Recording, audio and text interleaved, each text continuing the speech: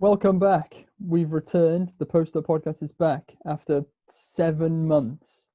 March 13th was the last time we were here. Basketball season has come and gone since then. We didn't decide to do any more episodes when the season was on, but we're here. Now it's gone. So basketball is still kind of here because we're still talking about it. COVID has been, the first wave has attacked us. Oh, me and Owen survived it, so dubs. Owen is still here. Yeah, I'm still here. Dubs for us. Second wave is here, and we're currently fighting it. I'm not leaving my house. That's how I'm fighting. I haven't left my house in months. No, yeah. Well, I had to go for food the other day. Yeah, but the bubble. The last episode of the podcast, like I said, March 13th, we discussed what should Adam Silver do? How should he bring back the NBA? Should he even bring back the NBA? I don't remember what I thought because it was 7 months ago, and I barely remember I what I didn't did remember yesterday. that's the question, to be honest. It was so long ago. But he did create the bubble. They moved down to Orlando, and they played the games. They had their seeding games. They played the playoffs. They did the finals. Lakers won it. Sadly, the Miami Heat. I mean, no surprise why I was supporting after OKC got knocked out. Lakers won it. Owen, how did you feel like the bubble went? Overall, it was a success because nobody caught Corona. I think that's the main thing. Nobody caught it. There's no more further delays. And we got through the season. It was a success overall.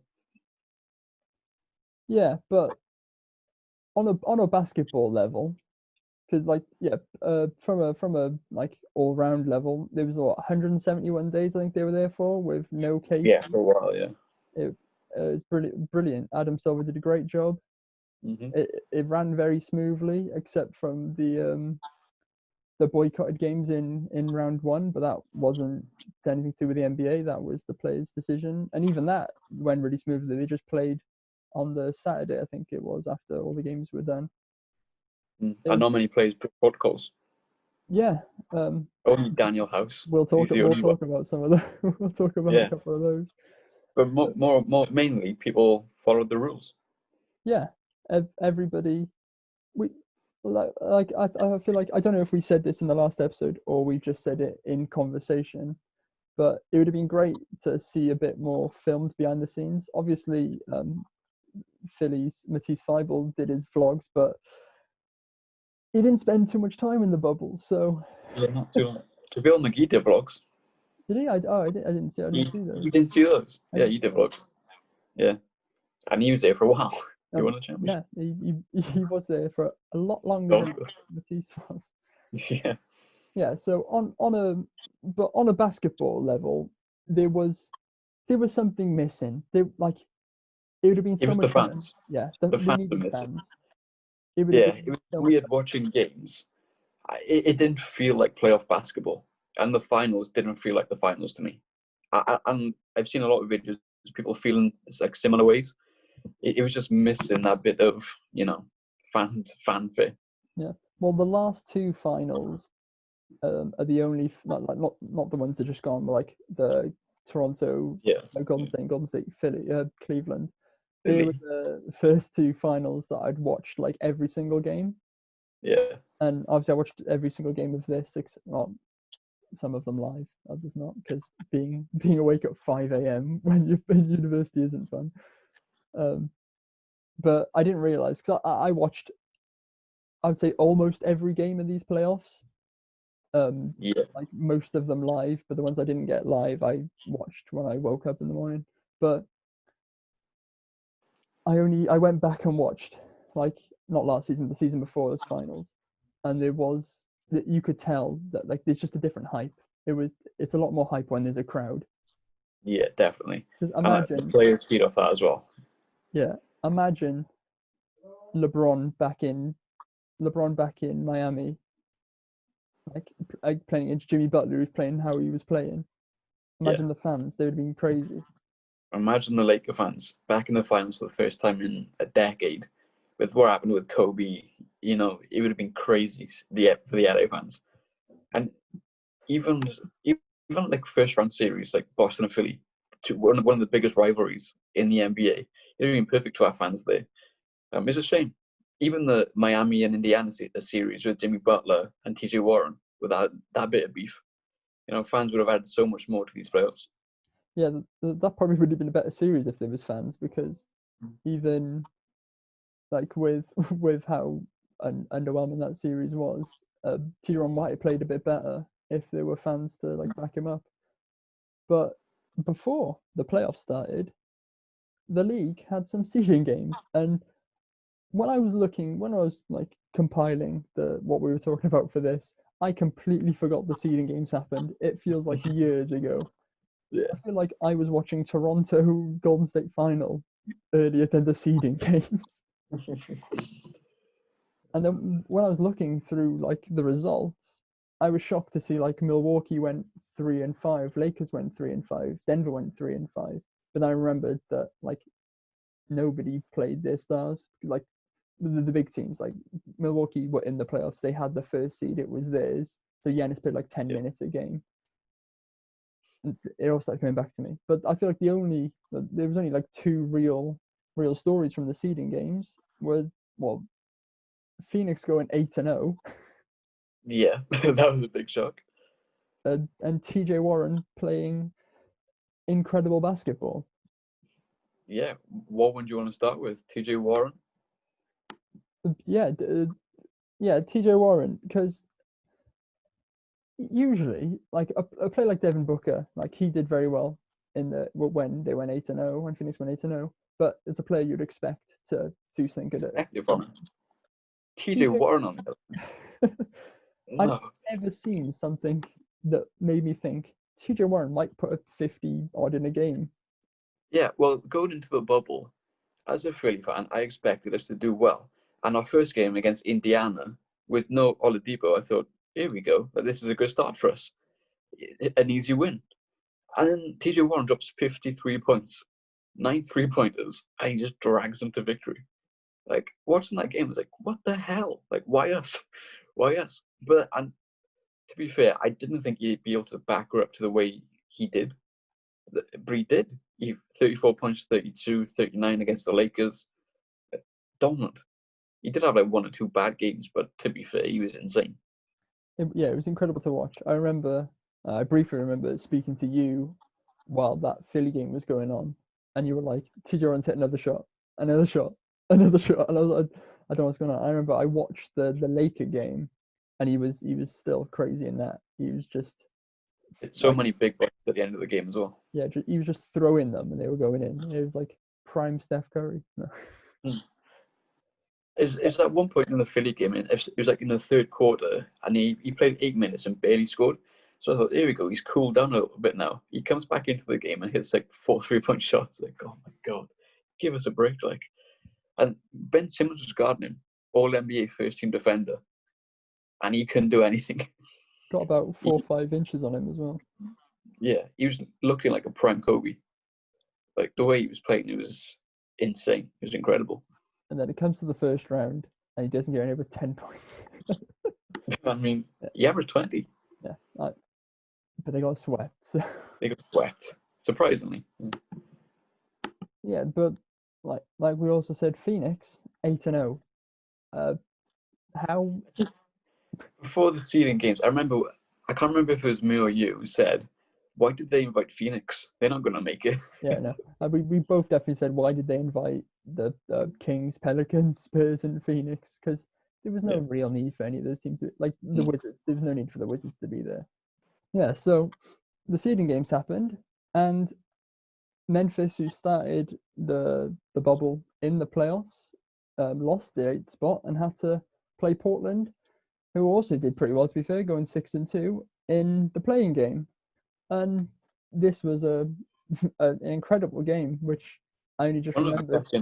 Yeah, I rewatched the fourth quarter, but I remember watching the game, and just incredible, really. You had Ja Morant putting up 35 points in 41 minutes, playing with a broken wrist for the majority of the game.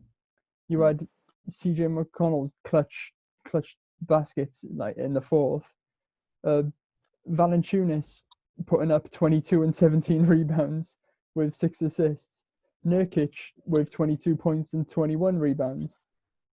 and most of those were in the first half. Like it was pretty much two teams that knew this was going to be like it could be one of their last games in this bubble, and they both played like it. But this game felt more like a playoff game than any other game. Yeah. But I think as well with Ja Morant, he's a rookie, but he showed he's big time. Like the way he played, he's not scared at the moment like some other young players are. Like he's willing to go toe to toe with the best point guard in the league. You know, like fair play to him. Yeah, I really wanted Memphis to win that just so we could get another Memphis Portland game, but Portland won it, and then the first round happened. I'm not going to clown anybody yet, but the first round of the playoffs. It's okay, Owen. Don't cry yet. We're not talking about Philly first. Good. So, the Bucks Orlando against the Magic in Orlando. Basically, a home tie for the Magic players. Home tie, but not really, because they didn't have to travel far to go to the bubble, but it's also not their home arena. But they did win game one. They did, just like last year when they played Toronto in the first round. They took game one, and then they crumbled. Yeah. Then the Bucks did what they're going to do. But to be fair, the Bucks just won. Yeah, to be fair to Valanciunas, played very well, and I was like watching Orlando. Vucevic. What did I call him? Valanciunas. Same guy. Basically. I would say they played worse than they did against Toronto last year, because I watched every game of that tie from last year's playoffs. But it's a completely different matchup for them. Yeah. Like, Orlando are a great defensive team, and then when you're trying to defend against Kyle Lowry, Van Fleet, and Kawhi, you could probably do a better job than when you're playing against Giannis, who's 12 foot tall and just 12 foot tall, a demigod. 3 steps for a layup from half court. Yeah. Never really expected anything from Orlando in that game, but Vucevic did a good job. Yeah. Just a basic series. It went as everyone expected, so no surprises. Yeah. Well, a lot of people expected a sweep. I don't remember. I feel like we did. I think we did sweeps. Yeah, I'm trying to see. So I predicted Milwaukee to win 4-0, and so did you. Ah, damn. We both won. I should have known better. But moving on to the other game on the East side, since we'll do the East first. And Toronto swept a team that shouldn't have been there. After Dinwiddie got injured, didn't he? So had to pull out. Can't remember. Yeah, I think Dinwiddie picked up an injury. So the Nets were missing everyone. No one was playing for the Nets. It was they basically Karis LeVert got on the phone and was like, anybody want to come play basketball for a few days? And some of his mates came along. Jamal Crawford made a return to the league. Didn't play many minutes at all. They were like, oh, we really need a guard. We'll get him in. We'll bring him back. And he played 4 minutes, I think, in the first game. And I was like, what was the point? If you're not going to give him a good amount of minutes, what was the point in bringing him? Why did you act like you really needed somebody to come in? And then I think it was just depth, because they had so many players pull out. Yeah. But yeah, Toronto swept them very easily. As expected. For how it went for Toronto, and I'll assume we'll get on to Owen's thoughts of what he thinks about Toronto, which they're not good as a sport. They're not good. He's not a fan. Mainly one player. Yeah, well, Toronto looked really good. And I think I could look really good if Chisora that really if I was about to say, it's not hard to look good against that Brooklyn Nets team. No, yeah. And I'm a big fan of records. Records being broken, records, yeah. And we had a record. Game 4, the Raptors broke the playoff record for points off the bench, and they got 100. Jesus. A playoff game, and you're getting 100 points off the bench. How many? I wonder if they outscored the Nets' entire roster. Definitely. I don't think that. Might have, but that's literally from Serge Ibaka, like Van Fleet. They're the main scorers off the bench. And like Hollis Jefferson. Like Norman Powell. Like, No one Powell started. Probably dropped at 20. Lowry. I suppose it changed it between him and Van Vliet. Yeah. Just mental. Like Toronto don't have that depth in their bench full of like quality point scorers. Like I said, Van Fleet and Ibaka are the main two, and Ibaka had a brilliant playoff run, to be fair. And to concede 100 points. But to be fair, the Nets bench was children. Pretty much just children. Yeah. And yeah, an expected sweep. Have you got our predictions? What did we say? Our predictions. I predicted a sweep, and so did you. So we were right. Dubs. That was not. That was wasn't difficult. Now, maybe one that we probably didn't predict right. We probably didn't guess this would happen. Boston swept Philly. Owen, being the Philadelphia 76ers fan, delve back deep into the memory. I suppose you've blocked most of them out, but try and dig deep in and find those feelings that you felt for those 4 games. Well, let me just start this by saying I knew we were going to lose because we're a bad team with a bad coach and a bunch of weak-minded players. So I knew we were going to lose. We both predicted Boston to win in 6. So the fact that we'd lost, I was fine with because I knew it was going to happen. But to get swept by your rivals, it wasn't fun. It wasn't fun at all. And, you know, like we were built on defense. Like all of our players can defend, but we can't defend. You know, Tatum and Kemba, they bullied us. And this might be a little bit controversial, but yeah, Embiid put up 30 points a game. But he was one of the problems. He's one of the reasons we lost. You know, and then Al Horford, he didn't help. Tobias Harris, Mr. $180 million, he didn't help. Simmons being injured didn't help. You know, and then Brett just being Brett didn't help. You know? So yeah, it was just a big cluster of a bunch of things that went wrong. Yeah, I completely forgot that Ben Simmons was injured until you mentioned that. Yeah, like if it's the first round seems like years ago. I mean, I watched most. I went to Western Supermare during the first round of the playoffs and watched most of the games from there, and that feels like months ago, but because it was months ago. But it's crazy to like thinking back. I remember from watching those games. I remember Tatum scoring a lot of wide open shots. Wide open threes. Well, yeah, this is our revolutionary defensive system, right? So in the pick and roll, instead of guarding the ball handler, we just sag off him and let him shoot the 3 or the mid-range. We just give him a choice. What do you want? Do you want a wide open 3-point shot or wide open mid-range? Which and Tatum and Kemba took a lot of threes. That system is fine if you're playing somebody like Orlando, who not or the Spurs, but when you're playing Boston, a team with a bunch of shot creators, Kemba, who good shooter, Tatum, good shooter, Jaylen Brown, good shooter. Hayward got injured. He got injured. Yeah, he played one game. Yeah. Marcus Smart, who apparently was the best 3-and-D player you've ever seen in these playoffs.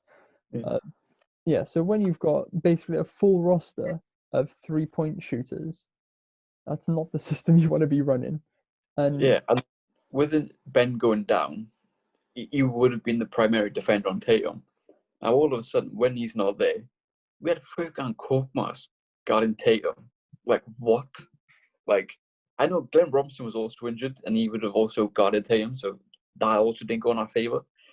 But the fact that we resorted to having Korkmaz guarding Tatum for like minutes, like stretches of minutes, was just, it was painful. It was really, out of the full process era, that was probably the most pain I felt. But wasn't it like after game 2, like game 3 and 4, didn't Thibault take Tatum for most of it? I feel like he had one good game, didn't he? In game 1, Thibault locked up Tatum, and he only played like 15-20 minutes. So Brett Brown thought, hey, game 2, let's match Thibault's minutes with Tatum so we can guard him for every second he's on the court. Didn't work. Thibault got bullied. And he was pretty poor for the rest of the series. And you said about Embiid averaging 30 points per game, but being the problem. It's a common theme with big men. I feel like we'll get onto Giannis a bit later, but I mean, for Embiid being a good offensive center playing against Tice, it shouldn't be an issue putting up 30 points per game. He should be doing it. It's a bit like when AD averaged 30 points per game on Houston. That's minimum. You should be averaging 50 points per game. Like, so yeah, I agree that Embiid, it's like, you mentioned it many times during the playoffs. You can't win anything these days by playing through a center. Your center being your main form of offense. Even just a big man in general. Like, I think Jokic is kind of the exception because he's not like the normal big man. He can do everything. But whether it's Giannis or Embiid or Siakam, which we'll get onto later, you can't win when your best player is a big man who can't shoot. Yes. But with Embiid also, he's a good player, but being the best player, you have to lead. And like, it's so important for your best player to also be the leader. And Embiid definitely isn't the leader. He's the type of player who will just sulk if he doesn't have his way, and that resonates with the rest of the team, and that's unhealthy. And you're never going to win when your best player sucks. It's not going to happen. Well, it seemed like you were missing one man. Miami's number 22, perhaps. Who swept Indiana in the first round of their playoff journey. And so after TJ Warren's incredible seeding game performance, everybody thought, here we go. They've got a lot of beef. Jimmy Butler and TJ Warren. This is going to be an amazing play. I couldn't wait. I was so excited for Miami to play Indiana. I thought Miami probably the better team, but TJ Warren playing like prime Kobe and Jimmy Butler being Jimmy Butler, it's going to be amazing. But no, every game was pretty simple for Miami, and they swept them. Yeah, I didn't see a sweep happening. Like, partly because I didn't fully believe in the Miami side, which sounds a bit silly now, But like, there's a lot of unproven players in the playoffs, So, but then TJ Warren, I thought he was going to carry on that form. He still averaged 20 points per game, which is above his average, but he wasn't the TJ Warren from the bubble. He was very he missed a lot of shots. He didn't make many threes. So yeah, I think Jimmy did a good job guarding him. Yeah, we've seen in this playoffs that Jimmy Butler, when he's locked in to playoff mode, he's a very good defender. To be fair, you predicted Miami to win in 5. Did I? Because in my head I was thinking I probably predicted Miami in 6. I did Miami in 6. You did 5. 5. Oh, see, genius. I'm a genius. Genius. But you were saying about you weren't sure of Miami's team going into the playoffs. I think when we do our predictions episode next, you can see that we didn't think Miami were good at all. It's fair to say, I think we've both grown so much in our basketball knowledge over this summer. I was watching like random episodes that we'd filmed from like last year and earlier this year, and it's amazing how much I disagreed with myself. And I've just watched so much basketball, so I think you learn so much as you watch, and there's been so much basketball on. I've watched, like I said, almost every game. Yeah, but like with this Miami team, there's so many young players on that team. You never know how young players are gonna play in the playoffs. Like most young players aren't ready for that sort of spotlight. But Tyler Herro, Duncan Robinson, like bam, they all step their games up, which you don't really expect from young players, but fair play to them. Maybe that's the influence of Jimmy. Maybe he's not a bully after all. Maybe he's a fantastic leader who inspires young players when they have a specific mindset. I think Miami, before the season, Duncan Robinson wasn't a thing, and nobody expected him to explode as he did. But fair play, they have the ingredients of a very good team there. Yeah, you were saying maybe Jimmy isn't a bully. If you the interview resurfaced a few days ago of Jimmy Butler when he was at the Timberwolves, and he said that he told the Timberwolves team that they couldn't win without him, and then he took a bunch of the third stringers who would probably be a bunch of kids, and they battered the first team in training, which proves that Butler works brilliantly with the younger players. So I think Jimmy loves the young players if they work hard. don't say that. Which he loves players who work hard. There you go. Karl Anthony Towns wasn't that. Andrew Wiggins wasn't that. Embiid wasn't that. Ben Simmons kind of wasn't that. But Miami, they are that. They all work hard over there. So, it was a perfect match. There was a reason why I bought a Jimmy Butler jersey before, earlier this year, or whenever we bought the jerseys were. Probably one of my favorite players at the moment. But moving over to the West side, the Lakers took on Portland. Now, I assume most Oklahoma City fans like me absolutely hate Portland, and this was great. Yeah. Well, Portland took game one, and some clowns started getting sweeps out. They were getting the brooms out and tried sweeping the floors. Absolute clowns, thinking that Portland were going to do anything against the Lakers. I remember speaking to you before this series, when Portland beat Memphis, and people were saying, Dame's the GOAT, Dame's the best point guard in the league, Portland in 4. I was like, look at the Portland team. Look at Lakers. Who's going to guard LeBron? Exactly. Who? Go on, tell me. Who's going to guard LeBron? Melo? They don't have to guard LeBron. Melo's not going to guard LeBron. You're wrong. No. And who was right? I was right. Yeah. People love riding the Portland hype train when it comes into the playoffs. Nobody speaks about Portland. Love hating on LeBron. Yeah, nobody speaks about Portland in the regular season, and then first round of the playoffs comes in, and then everybody loves them because Dame plays well in about 3 playoff games. Oh, he plays well in all of them. I love Dame. He's one of my favorite players. But it was obvious he wasn't going to beat the Lakers on his own. It's not going to happen. Yeah. But you predicted the Lakers in 6. You were wrong there. Damn.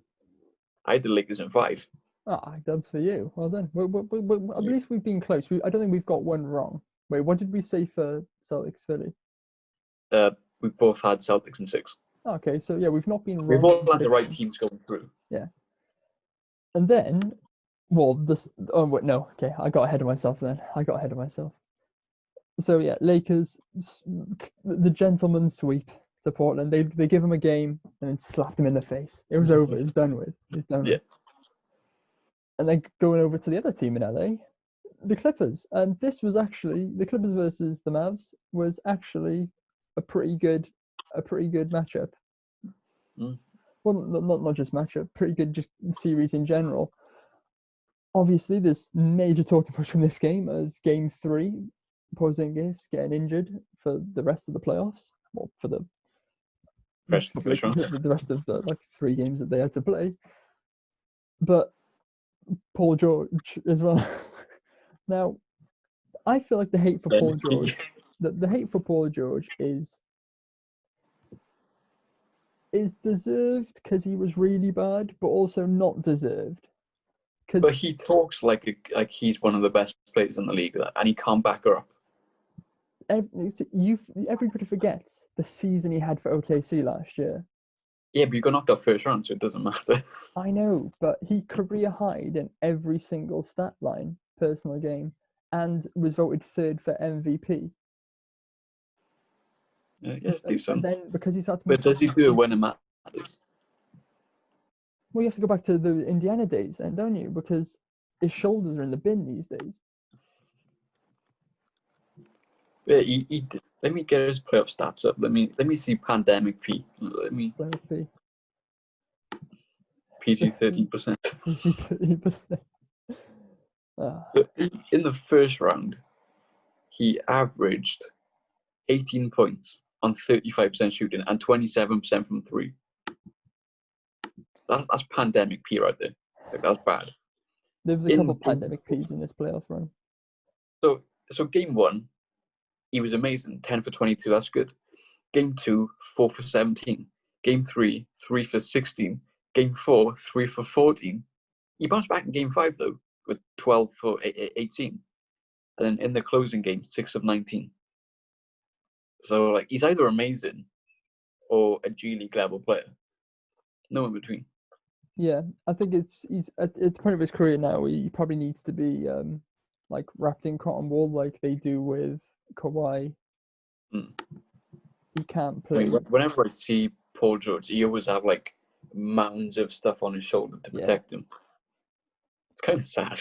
Yeah, his shoulders are not good, and that's why, in hindsight, great trade. Oh, insanely good trade. For OKC, that is, not for LA. No, we don't care about the Clippers. I saw somebody the other day said that the Clippers should just relocate. And I was like, honestly, probably best. They're cursed. I mean, they have no future. If they don't win next season, Paul George and Kawhi are going to leave them in free agency. So, and then they've got 8 years of not having first-round picks. They have no future. Gimme. But that's even if they stay for this year. They might blow it up this year. Try and trade. Maybe. That would be quite the move. Yeah. Well, yeah, that it would done. Fair play. Shout out to Doncic. Forgot his name. Incredible. He carried as like a second-year player. Carried to get 2 wins, even though how badly CP3 played. It's still Kawhi Leonard, Lou Will. Harold didn't play any games in round 1, did he? I think Montrezl Harrell didn't. I don't remember. Like I said, months ago. But yeah, Doncic, in his first ever playoff experience, averaged 31 points, 10 rebounds, and 9 assists. Crazy. And he hit the game winner in game 4. It's LeBron levels. Like, what a start to his playoff career. Just gotta hope that they can continue making the playoffs, because obviously the West just keeps on getting stronger every year. And you got the Warriors back next year. Yeah, you look at the teams that will be the Warriors are back. How well will Phoenix do over? Like, you see how well they did in the seeding games. If they come with that form next season, how well they do in the off season. Who will they draft? Cole Anthony. And the West is stacked. So, but on a positive note, though, for the series, we both predicted the right score. Clippers in 6. Wow, that we're good at this.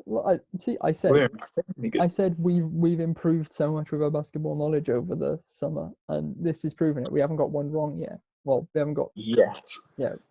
Oh, we about to. Yeah. Well, probably one of the best series I. I don't know what multiple for series is. I think it's just series. I think it's series, yeah, but it's an awkward word. Yeah. Denver against Utah. Jamal Murray versus Donovan Mitchell. I can't. What do you say? Well, I thought this was going to be the most boring series of the lot. Yeah, Utah and Denver. Who cares about? Say what we predicted? Yes. So I predicted Denver in 6, and you predicted Denver in 5.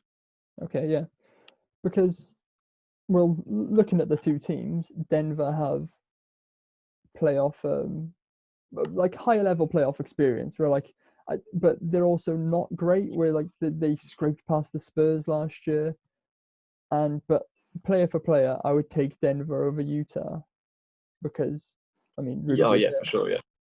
Rudy Gobert, that's him. Yeah, Rudy Gobert.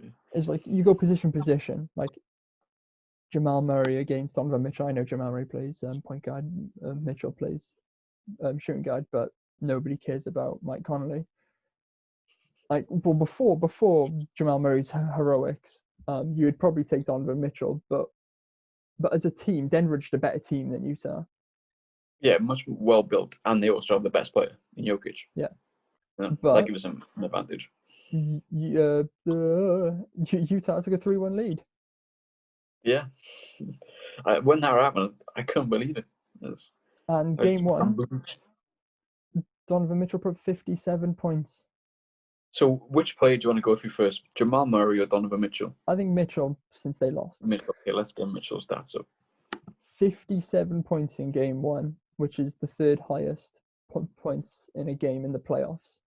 Yeah, no, this is how much I don't believe in him. So, like, do you know, Bleacher Report, they always send, like, oh, Donovan Mitchell going crazy, like, drops, like, X amount of points in the second quarter. Whenever I'd have a notification like that, I would just dismiss it, saying, oh, he's going to cool off. Like, it's Donovan Mitchell, he can't do it for a full game. But I tuned in for the last couple of minutes, and he brought up his stats, and I was like, what the hell? Like, Donovan Mitchell, 57 points. Is that like the third most points ever in a playoff game? Third most points ever. Jesus. I was in a curry house at the time. Nice. And we were just having food, and I completely like forgot that the game was on pretty much. And I checked my phone, and I was like, oh my god, Jamal Murray has 57 points. So it was pretty much the end of the game when I checked. And yeah, I couldn't wait to get back home and just rewatch that game, because like not a player that you'd expect it from. Like I said about TJ Warren, that like he's never shown anything for me to be excited about. Jamal Murray, no, Donovan Mitchell has. We've seen that Donovan Mitchell can be a good basketball player, but I still don't expect it.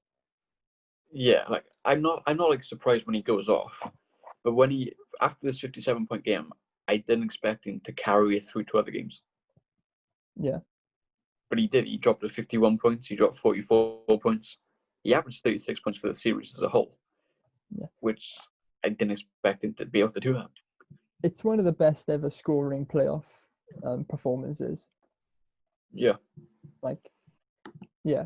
And like you said about him not thinking he can continue it. Game 4, Jamal Murray and Donovan Mitchell both dropped 50 points. First time in history that two players have dropped 50 in one game. Again, didn't watch it. I don't think I watched any of these games live. I watched Game 7 live because of the 3-1 comeback. But apart from that, every game, like one game would be amazing. I'd think it's not going to happen again, and then somebody drops 50 points again. I'm like, it won't happen again. Then they both drop 50 points. I'm like, it's not going to happen again. But with Jamal, he had quite a rocky start to the playoffs. He dropped 36 points in Game 1. But Game 2, only 14. Game 3, he only dropped 12. But then after that, he dropped 50, 42, and 50. As you do, as you do. Yeah, and Denver were the 12th ever team to make a 3-1 comeback in the playoffs. And they weren't finished there. They weren't finished there. They weren't finished there. But moving on to my team. Not Miami Heat. I still support OKC after this. But yeah, Houston against OKC. The matchup that I didn't want, because Houston are scary. And also just hate James Harden. So I'd prefer if we didn't lose to them. But no, yeah. This is the one that we got wrong. We both predicted OKC to go through. Well, yeah, let's talk about that. The reason, it might sound stupid, but if you look at the regular season games against Houston, we were 2-1 and we played brilliantly. We defended hard and well in both those games. Russ I think Russ got a triple-double in one of them, but in the regular season we played really well against Houston, and I thought, playoff series, let's just do the same thing again. Let's take them. And then the first two games happened, and I thought, same old. Billy Donovan doesn't have a clue how to coach in the playoffs, since he ran a 12-man rotation. Yeah, 12-man rotation in the first round of the playoffs in the first two games.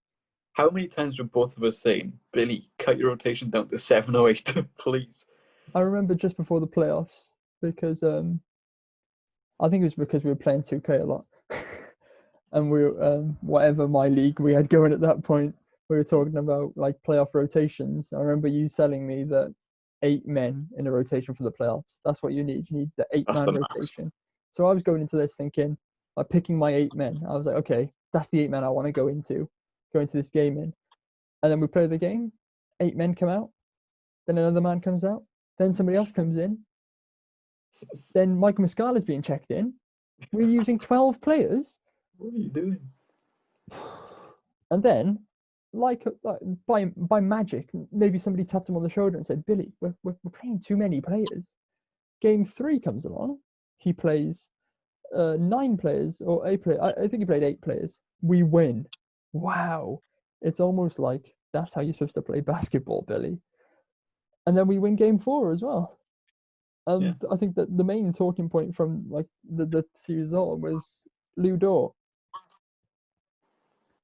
And if you want to go even further back to last season, before Lou Dort got traded, when you sent me a video of Lou Dort in college saying, "I really hope Philly draft him second round." Yeah. In the first round. Oh, you said first round, did you? I said in the first round, I hope we draft Dort. And what did you reply with? Don't reply. You'll be a bust. But I was memeing Markel Fultz. Yeah. So I'll recover that. To be fair, back then I didn't know anything about basketball. I watched highlights and thought, yeah, he looks alright. But I thought it'd be funnier just to meme Markel Fultz, and it was. Because it was very fun. You have a legendary screenshot of King Lou Dort, which is really funny. Yeah, it's really funny because you look at it from one side and say he defended Harden really well, and then Houston fans are going, but Harden still dropped 34 points. It's like, you've got a good point, but he did it inefficiently. Like, wow. I think one game he shot 50% Harden, I remember. Let's get OKC stats up. He had 2 bad games. Well, game 7, he shot like 19%. Yeah, he shot 4 of 15, which was bad. Before that, it's mainly like 11 for 22 or 11 for 25. Still inefficient, but he still drops big points. But Dort was incredible. Yeah. And his game 7 performance, 30 insane. points. Crazy. You got 30 points, and yeah, Harden shot 1 from 9 from 3-point. Yeah, no, that's all I got to say. I'm a massive hater of James Harden because I'm a big fan of efficiency. Huh? You just proudly say it. Yeah. No, but it's not just because Houston was the one place I didn't want Russ to go because I don't like Harden so that much.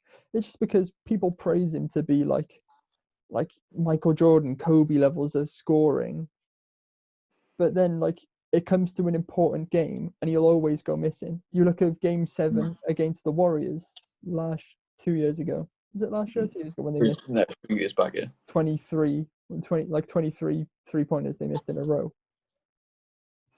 This game 7, he shot 1 of 9 from 3-point. Oh, this is your king from the 3-point line, and he shot 1 from 9 in the most important game of the series.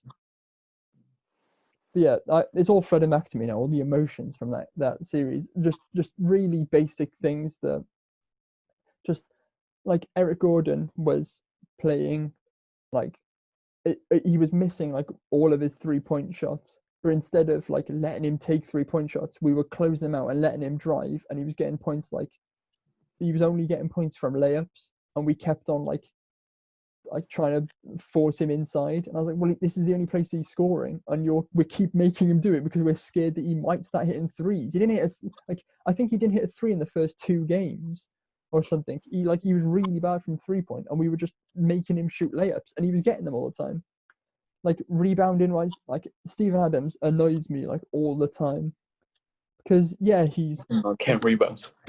He's massive and he can finish, and people always say, "Oh, Russ is stealing the rebounds off Steven Adams." No, he just doesn't rebound. He doesn't move his feet. He might be 7 foot and wrestles wild boars when he's home in New Zealand, but he doesn't move his feet to grab rebounds, and it's just the most frustrating thing. Yeah, he averages 11 boards a game. But when you're going up against a 6'5" PJ Tucker, he should be around 15 boards a game at least. It's mental to. But going back with Dort, in game 5, when you lost by 34 points, he shot 0 of 9 from 3. Why is he taking that many threes? And in I- game 3, he was 0 for 6.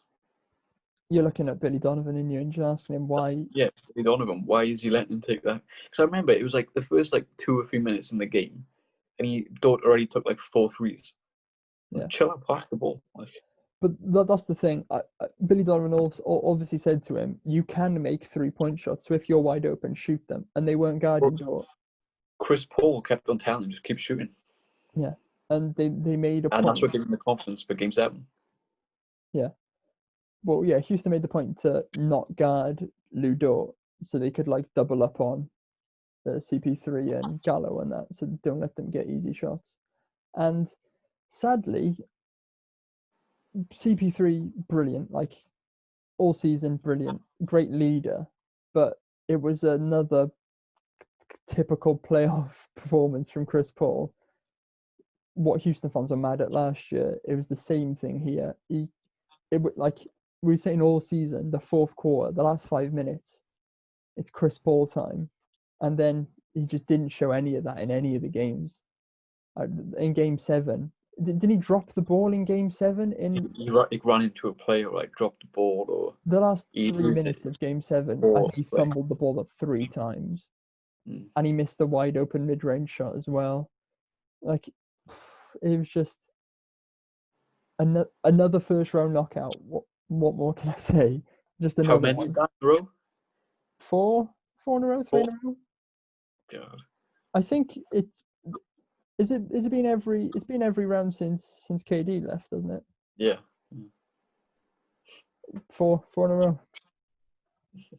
But looking at the first, that's only the first round. We've only got through the first round. Looking at the first round, who would you label as the winners and the losers? What players? I think the winners would be Jamal Murray and Mitchell, because they bursted onto the scene with 50 points. Maybe Luka, Yeah. He had a good career. Yeah, I mean, yeah, those 3. I mean, Doncic really looked like he looks like he's going to run the league for years to come. He didn't even when Porzingis came out with his injury, he didn't look like, oh no, I see this by myself. He looked like it's my time to shine. I know what I can do, and I'm going to do it. And that's what you want your leader to be like, except in the challenge. You could put Lou Dort as a winner, but we lost. Only Game 7, yeah. But again, he's a good defender. Nobody knew who Lou Dort was before this playoff run. No, outside of OKC and people who know what basketball is, but casual fans didn't know who Lou Dort was before this playoff run. Yeah. Now everybody's saying how much of a good defender he is. So notoriety in the game has gone up a lot for him. And did you see what Austin Rivers said about Dort? I did, but I don't remember. I can't remember what he said, but he seems like he's still scared of him. Oh yeah. Yeah, he did Instagram Live, didn't he? And he was talking about the season. Dort, man. Dort. And who would you label as the losers? Well, I think this is pretty easy. Philly.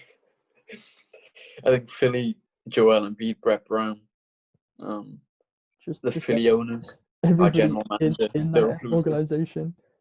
Yeah, Al Horford for not going to Sacramento instead of Philly. Doc Rivers for accepting the job. He's a loser. Yeah, we'll be talking about all the managerial changes. Obviously Billy Donovan's gone to the Bulls now. You've got Doc Rivers. Although Doc Rivers said he's not going to go by Doc anymore. He had an interview with one of our guys. He's fine with not being called Doc. Yeah. Because there's only one Doc in Philly. Yeah, he said he's going to use his real name, which I forgot now. Glenn. Yeah. Glenn. If he wins us a playoff series, he can be called Doc. Just the series? Just the one. Just the one series. Yeah. Yeah, we'll be talking about we'll be previewing the next season and all the managerial changes and the free agency in future episodes. We're concentrating on the bubble now. And into the second round. And the boys are back again. Jimmy Butler and the Miami Heat took on the Milwaukee Bucks. Owen, what was our predictions for this, Ty? I don't think it's going to be looking too pretty for us. Oh God, no. God, it's bad. So I had Milwaukee winning. I don't want to say what the line was. Say it. In 5. Ooh. You had Milwaukee winning in 6. Well, none of it's good because Miami won in 5, and Yeah. I feel like well, this game was really annoying because Miami went 3-0 up, and then Giannis got injured, and Middleton decided to play basketball, and then they won a really pointless game when they just couldn't accept the sweep. I hate it. When you're 3-0 down, just give up. I mean, you're going to lose the series anyway, so you may as well. Yeah, nobody comes back from 3-0 down. But you were saying about Philly and about being over-reliant on a big man not working. And this is exactly what we saw with the Bucks. They were overly reliant on Giannis, and it didn't work at all. Yeah, when your game is basically built around inside the 3-point line, no matter who you are, it's kind of easy to guard unless you're LeBron James. You know, Giannis isn't. He's good. Yeah, he's 2-time MVP. He's a pretty good player. But you know, when you have 3 or 4 players guarding you, you know, it's quite tough. It's quite tough. And like Giannis in the regular season, he averaged like 30 points or something, like insane. Against Miami, he averaged 21 points. Locked him up. Yeah, says it all, really, doesn't it? And when he got injured in the game 4, he got injured in game 4.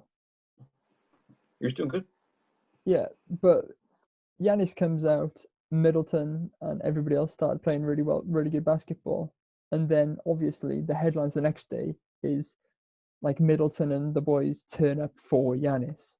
When realistically it's probably more Milwaukee changed the way they play because their star man, who is being locked up so much, is out, and they start playing different basketball and find a way to beat Miami. Yeah. It's just because Giannis is the star he is, people just automatically think they have to run through him. Which is fair enough, like, because in the game that he got injured, he scored 19 points in the first quarter. Yeah. So it was kind of working, but you know, Middleton stepped up and he started hitting threes. And in the playoffs, you need to hit threes. Like Giannis hit 3-pointers in the whole series. In game 3, he was over 7. You know, that's not good enough. Yeah, if there's one advice I'd give to Giannis right now, obviously, he'll be listening because he's a massive fan and he's always looking for some pointers. He's always ringing me saying, "Hayden, have you got anything, like any tips for me? Learn to shoot 3-point. Even if you start just shooting corner threes, just stand in the corner and learn to shoot But them." he can hit threes though. Like in the regular season, he shot 30%, which is decent for him. But when it comes to playoffs, he can't shoot because they let him open. They leave him wide open, daring him to shoot, and then he starts getting in his own head and gets a bit scared. Get out of your head, Which Giannis. is why that's why Doc Rivers said about Ben Simmons, developing a 3-point shot isn't like this amazing thing because they're still going to force you to shoot, and you're still going to miss a ton of shots. Yeah, big up Miami. A brilliant. Butler dropped 40 points in game 3, I think. I think that's right. Probably. But in one of the games, he dropped 40 points, and just same old Miami, really. Bam was brilliant. Everybody was brilliant, and they were looking a real good team at this point. And you're starting to have a bit of a whispers for the final. You're thinking, can Miami make it? Spoilers, they did. They did make it. And then moving on to one of my favorite series of this playoffs, Boston versus Toronto. This was just great fun to watch. I definitely watched every game of this. Yeah. Boston. I think this is one of the only ones that I watched at all. Yeah. It was a good matchup. Like you're looking at it like Kemba against Kyle Lowry. Like Kemba's like really good offensively. Well, a bit shaky, but usually pretty good offensively. Kyle Lowry does a bit of everything, bit of a dog to play against. Like Tatum, like against like Gasol, Ibaka, and Siakam. It's it's just so many like little matchups in that series, which is just exciting. And the game was exciting. Like I said, the first two games Boston took, and you're thinking sweep time. I remember watching those games. You had a lot of I don't want to say hate. You can call it hate. Yeah, there's a lot of hate. No, yeah, a lot of hate for Pascal Siakam, but you were going for Nick Nurse and his system quite a lot. But I suppose that kind of falls into Pascal Siakam. Yeah, that's mainly on Siakam. Go on, have your Pascal Siakam run. So last year, his breakout season, like everyone was loving him, you know. And when he got to the playoffs, I got to watch 7 games of him in the playoffs, and then I could see how overrated he was. Like he's not good as a second option. He's passable, but when he's the number 1 option on a playoff team, you're just asking for trouble because he's not a good player. You know, like, do you know what he averaged in the series? 14 points. But I know he missed a lot. Yeah, from the field, 38%. And wait for this, from 3-point range, he shot 12%. He shot a lot of threes a game as well, didn't he? In game 4, he shot 2 for 13 from 3. Like, yeah, it was why? It was a big yikes. Yeah, he's not a good player. Like, as I said, as a second option, he's decent. Like, he's okay enough. But yeah, you can't be the number 1 player on a playoff team. And I think he proved that. It makes it difficult because Toronto, they run a really small rotation. I think all Kyle Lowry, Anunoby, they're all playing like 40 odd minutes a game, and the games are every other day. Like it's difficult for these boys. And then when Siakam's also getting 40 minutes and he's just dropping the ball, he's missing 13 3-point shots. Like they're always on the back foot from that point. But game 3, that buzzer beater from OG Anunoby. Yeah. Legendary. What were the Celtics doing? How was he wide open? I think they were running a zone, and no one looked at OG. No one saw that he was wide open. It's just strange because he's a decent 3-point shooter. Yeah. But the legendary photo of Kyle Lowry inbounding, they brought Taco in for his first playoff minutes, and just damned. And he manages to throw it over the 7'4" center. and a lot of Celtic fans after that were bringing up the fact that in an actual playoff game, there's not that much there's not that much space on the sideline for Kyle Lowry to stand back. If they were in an actual like basketball arena, he'd be like in the crowd if he was stood where he was stood. So he wouldn't have been able to throw it to Anunoby like he did if they were at the Scotiabank. Is the right place in it? Yeah. Brilliant knowledge. But because of the bubble, there was so much space on the sidelines. So Kyle Lowry was stood next to like the boards, and he could just throw it over Taco with real ease, really. So it's one of those things, isn't it? Celtics weren't happy because he could stand far away, but just don't leave a man wide open, and you would have gone 3-0 up. Yeah. But yeah, great shot. And then in the end, Boston went out 4-3 winners. It went back to 2-2. Then 3-2 Boston. Then 3-3. Then Boston took Game 7, and yeah, it was a really fun series to watch. Just because I like a lot of those players in those teams. The only reason I didn't like Toronto last season was because I don't like Kawhi. Apart from Kawhi, I like Kyle Lowry. I like Fred VanVleet. I love Serge Ibaka. Marc Gasol's a great player. OG Anunoby, like they're a team full of great players. So Chris Boucher, like you. Good on 2K. Yeah. So yeah, which is a great series. Boston probably deserved to go through, but another one of those things. Kemba Walker. All through these playoffs, like he was great against you, but Kemba would have 2 really good offensive games, then he'd go missing for 2, then he would have 2 more amazing games and go missing. He was. Do you know why? Down. Do you know why he had those bad games? Because the other team were actually defending him, which was something Philadelphia didn't do. They didn't do. You know, instead of leaving him wide open, they actually defended him. in one of the games, which game is this? Game 6 against Toronto. He played 52 minutes and scored 5 points. Yeah. Jesus. That was just good defense. Yeah, but also, it was one of those things throughout this series. If Kemba played well and was scoring, they would definitely win. And if he wasn't, it was touch and go, really. And Tatum was incredible against Philly. I feel like Tatum as well got progressively less incredible as the playoffs went on. I think, because the defense got better and better, I think. Yeah, Boston peaked early. And I don't know if it's because they were good and Philly were awful. Yeah. Yeah, it's not hard to peak against us. Like, he averaged 27 points against us, I think, Tatum. And against Toronto, he averaged 24, so only a little bit down, but yeah. Moving over to the west side of round 2, and a game which I watched a lot of because I knew Houston would lose. The Lakers versus Houston. It was hard to watch at times, purely because Houston's small ball against AD.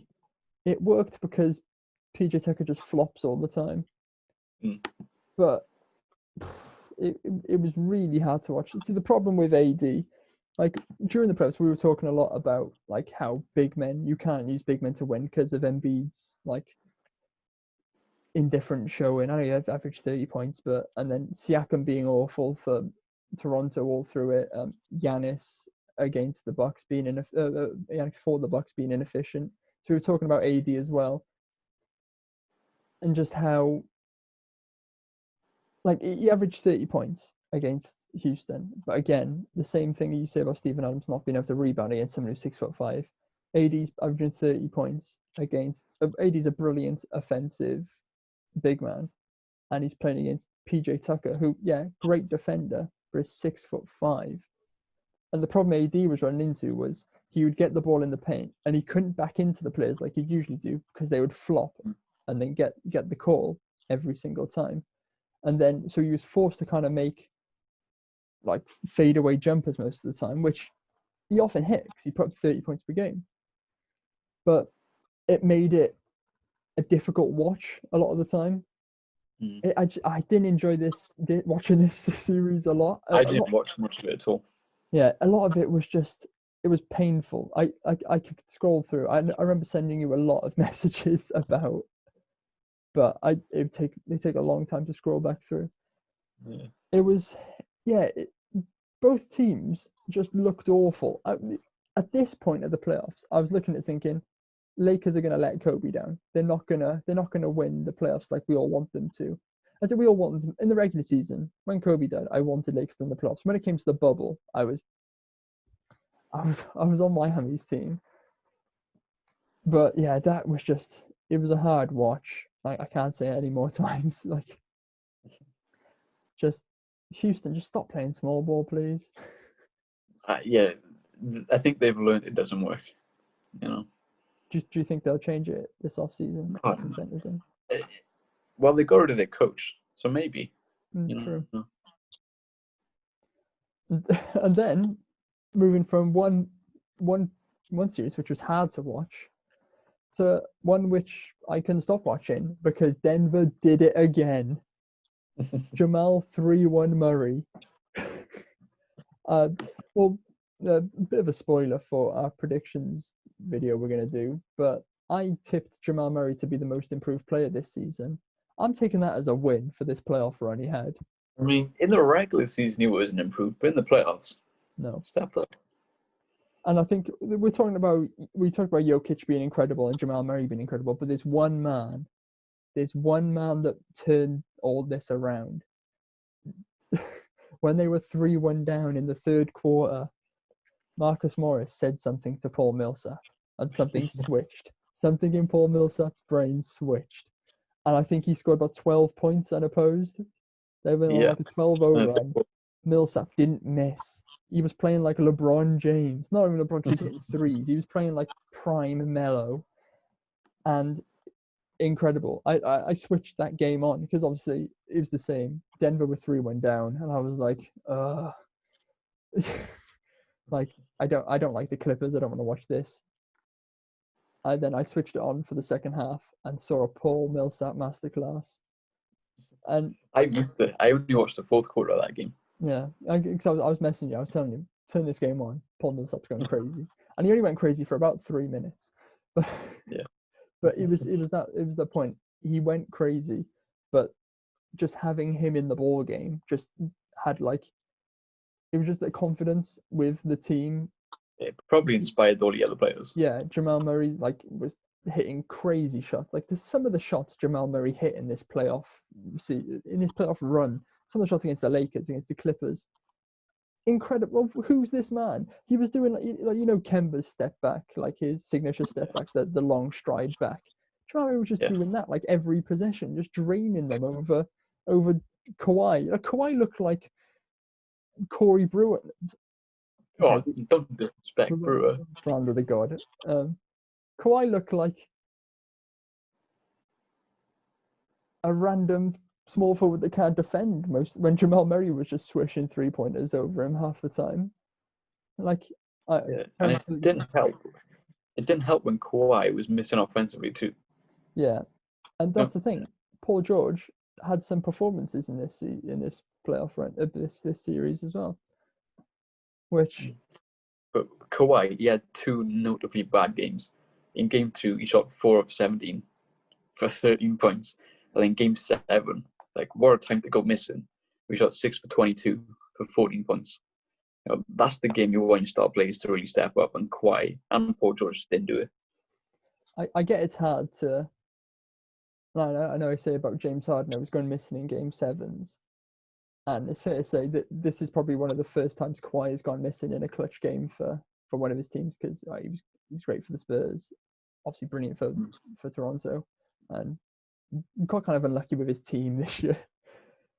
But Game 7, if you're one of the elite players in the league, the Currys, the LeBrons, the KDs, the Kawhis, the Hardens, you're looking at those players. Game 7, the best players turn up in Game 7s, and the fact that Kawhi played so badly in Game 7, it's just a bit souring. Really. It was so out of character for him. He doesn't have much of a character, but not showing up in Game 7. Look what he did to Philly in Game 7 in the second round last year. He bullied us. It was a one-man show. And another thing I noticed, in every other playoff game, he goes to the free throw line a lot. He draws all the fouls, gets all the contact, and gets extra points. In Game 7, he didn't shoot one free throw. That's where Denver was so good as well. They were smart. They were good they're a good defensive team anyway, but they were so good. And yeah, that's why I wasn't clowning Kawhi like I clown Harden and CP3 a bit, because every other Game 7 in his career, pretty much, he's turned up. He always turned up. He won with the Spurs. He won with Toronto. I'm not saying Kawhi's a bad player because he didn't turn up. He is one of the best players in the league. It's a shock that he didn't turn up. He's proved that he's already a winner, where Harden, he hasn't. He's never led a team anywhere. I saw something the other day, bit off topic, but somebody just said, imagine if Harden never wins a ring. And I was like, it's very likely. Yeah, it's very, very likely. I'd be more shocked if Harden wins a ring than if he retires without a ring. Oh, yeah, for sure. Unless he goes to a good team as a 6th man. Yeah, just bandwagons, Yeah. That's the only way he gets a ring. But yeah, we're talking about Millsap being a GOAT and Jamal Murray, but Jokic. Game 7 Jokic. He's incredible. Jokic is an incredible player. Just watching him I remember watching the games and the commentary were just saying, he never makes the wrong pass. Yeah. He'd get the ball in the paint. Somebody would they'd run a pick and roll. Somebody would be free, and he'd always find them. He doesn't get many turnovers. He's the perfect player to build around. Because he's good on defense. If you just put 4 shooters around him, somebody's dropping 30 points. It could be him. It could be anybody else. In Game 7, he only dropped 16 points, but that was probably his best performance of the whole playoffs. maybe of his career. He had 22 boards, and how many assists? 13. It 13 was assists incredible. for a centre. Like, fair play. It's like what a time to have your best performance. Like, he didn't even shoot well, like 5 of 13, but he was so dominant. Yeah, it's one of those players that I'm always, after this playoff run, I'm always gonna now tune into a Denver playoff game. Yeah, just because. And what I noticed over the past 2 years, Jokic always steps up in the playoffs. All of his stats all increase. Saying about your big players having to turn up in the big moments. Jokic has done that again this year, and can't wait for next year. I think in the regular season he averaged 19 points. I think in the playoffs in the first one he averaged 26 points. Big step up. Like overall in the playoffs he averaged 25 points. Big improvements. They did it 3-1 again. All thanks to Paul Millsap. And Marcus Smart. Hero. Paul Millsap. And they became the first team ever to have 2 3-1 comebacks in the playoffs, in the same playoffs. And the first team to do 2 3-1 comebacks in the same decade. It's wow. Mental. No team has had has had multiple 3-1 comebacks in a decade. Denver. Who would have thought it? Who would have thought? Not me. Not me. So that's the semi-finals. Who are the winners and losers of this? Well, I think the winners are pretty obvious, and the losers. The winners are Jokic and Denver. Losers are the Clippers. I'm going to throw a name out there for a winner. We're talking about the Celtic Miami performance. I just remember now because I've got it written down. Rob Williams, the Time Lord, as they call him. Time Lord. For some reason, just absolutely incredible against Toronto. He came in, he was hitting shots, he was playing very good defense on Ibaka and Gasol. I know Gasol's gone to play for Barcelona now, hasn't he? Gasol in this playoff series kind of showed that it's probably the end of his NBA career. Yeah, he looks like a 35-year-old center. Whereas he was pretty good for Toronto last year. This year, it looked like it was probably best that he moved back to Spain. And Rob Williams was just brilliant. And then, like we're saying, the finals, didn't really play that much in the conference finals as they went for the other Williams. I think he's more of like a matchup player. He barely played against Philly. But against Toronto, he only missed 2 shots all series. Mental. He shot 90% from the field. 90. Like what? That's crazy. And he played little minutes as well, like 15 minutes, 13, 8 minutes. Like he didn't play much. It had been a very big impact. Yeah, and like we said, the losers are obvious. The Clippers, they probably shouldn't have lost a 3-1 lead to Denver. And I put Houston down because fat L for them again, isn't it? Everyone knew they were going to lose anyway. Keep taking the L, Houston. I'll sit you from my first round exit smiling as you get swept by the Lakers. But to be fair, we would have got swept 4-0 by the Lakers, so. Yeah, for sure. I can't see Dort doing much on LeBron James. You never know. He did do well against Harden. No, but I saw Dort on James, either in the seeding games or in the regular season. No. Did not work.